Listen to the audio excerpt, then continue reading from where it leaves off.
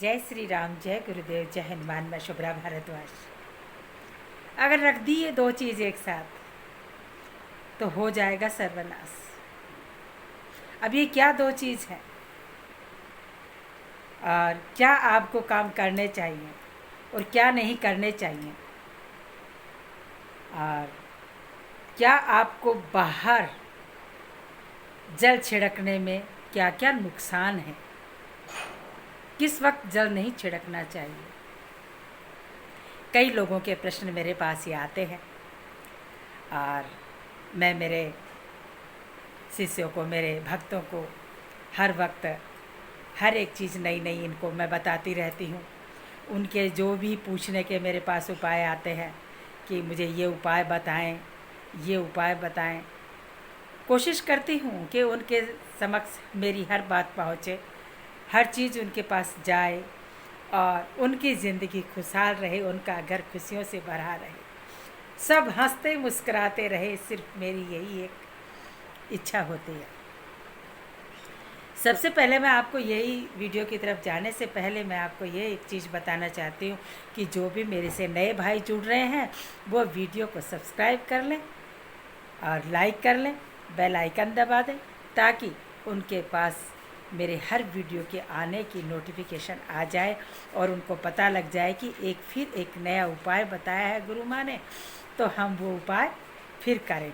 होता क्या है कि ऐसा नहीं होता कि कई बार लोग ये सोचते हैं कि हमने ये उपाय करके देख लिया, हमने ये उपाय करके देख लिया, ऐसा कुछ नहीं हुआ तो हम क्या करें।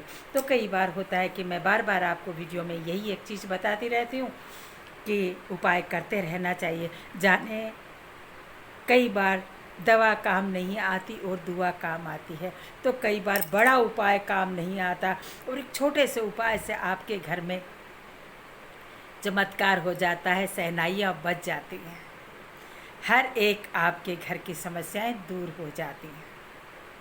अब चलते उपाय की तरफ। मेरे से पूछा किसी शिष्य ने कि दहलीज के बाहर पानी छिड़कना चाहिए या नहीं छिड़कना चाहिए, या पीरियड में छिड़कना चाहिए या नहीं छिड़कना चाहिए। मैं सभी माता बहनों को ये एक बात कहना चाहती हूँ कि जब सर्वप्रथम सुबह पहले आप उठते हो, उठने के साथ आप उठते ही सर्वप्रथम अपनी रसोई घर में जाएं और वहाँ से मटकी से एक लोटा भरें, अपने ताले जो भी लगा के रखते हैं बाहर के वो ताले खोलें और बाहर जा कर के और पानी का छिड़काव करें, जिससे आपके घर के पितृ खुश होंगे। पितृ खुश होंगे तो आपके घर के रुके कार्य पूरे होंगे। ये नियम बना लो, छोटा सा नियम है, नियम बना लो, आपके घर में लक्ष्मी आएगी, विष्णु भगवान का वास होगा। ये नियम बना लो कि ये कार्य हमको करना ही करना है। दूसरा, लोग ये पूछते हैं कि हम तो फ्लैट में रहते हैं, तो फ्लैट में हम क्या करें। कोई बात नहीं, हमारे एक कमरे का मकान है तो हम क्या करें, कोई बात नहीं, कोई फ़र्क नहीं पड़ता। फ्लैट में रहते हैं तो फ्लैट का जो फ्रंट का जो आप गेट खोलते हो, उसी गेट के आगे थोड़ा सा पानी का छटा लगाएं। और अगर एक ही कमरे का है तो अपने कमरे का ही आप मेन गेट समझे, उसी कमरे के आगे आप छटा लगाए। दूसरा पूछा कि हम क्या ये कार्य पीरियड में भी कर सकते हैं। बिल्कुल कर सकते हैं।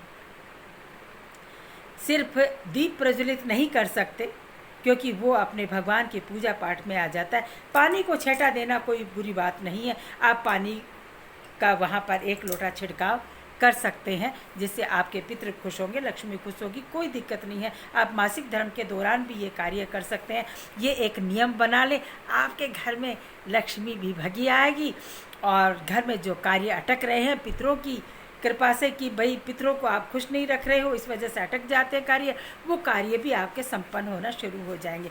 एक बार मेरे कहने से ये कार्य आज से ही आप प्रारंभ कर दें। दूसरा, कई लोगों के यहाँ मैंने देखा भी है, सुना भी है, सोना और चांदी एक ही जगह रखते हैं। एक ही जगह का मतलब एक डिब्बी के अंदर ही पायल भी रख दी और अपने कान के बूंदे भी रख दिए या अपनी नथुनी रख दी, कुछ भी रख दी। तो चांदी को अलग डिब्बों में रखें, बॉक्स चाहे एक ही हो, बॉक्स चाहे एक हो, कोई फ़र्क नहीं पड़ता, लेकिन उनकी डिब्बियाँ, उनके डिब्बे दोनों अलग अलग होने चाहिए।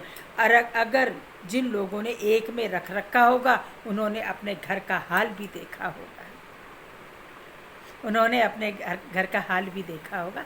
तो अपने हाल सुधारिए और सोने और चांदी को अलग अलग रखना शुरू करें, क्योंकि सोना गर्म होता है और चांदी ठंडी होती है। दोनों एक साथ टकराते हैं तो घर में अनेक प्रकार के टकराव होते हैं। तो इन टकराव से आप बचते चलिए। फिर आती हूँ एक छोटा सा उपाय लेकर के। इसी के साथ जय श्री राम, जय गुरुदेव, जय हनुमान।